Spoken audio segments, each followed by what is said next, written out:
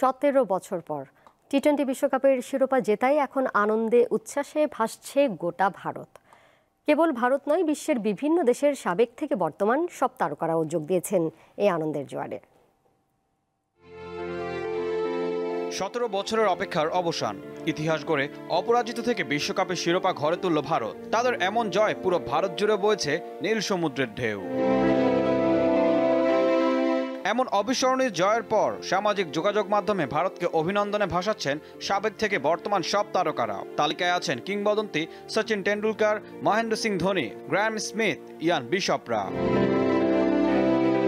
বাদ যায়নি অন্যান্য অঙ্গনের তারকারাও। কমল হাসান থেকে শুরু করে রামচরণ, কাজল, অজয় দেবগন, মহেশ বাবু, অনিল কাপুরের মতো তারকারা অভিনন্দন জানিয়েছেন রোহিত বাহিনীকে।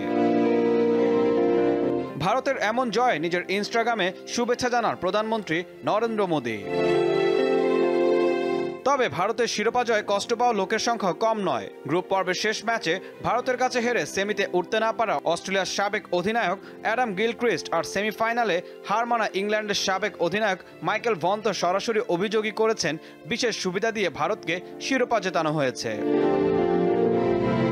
টি-20 বিশ্বকাপের শিরোপা জয়ের মধ্য দিয়ে ক্রিকেটের সংক্ষিপ্ত ফরম্যাটে রূপকথার ইতি টানলেন রোহিত শর্মা ও বিরাট কোহলি।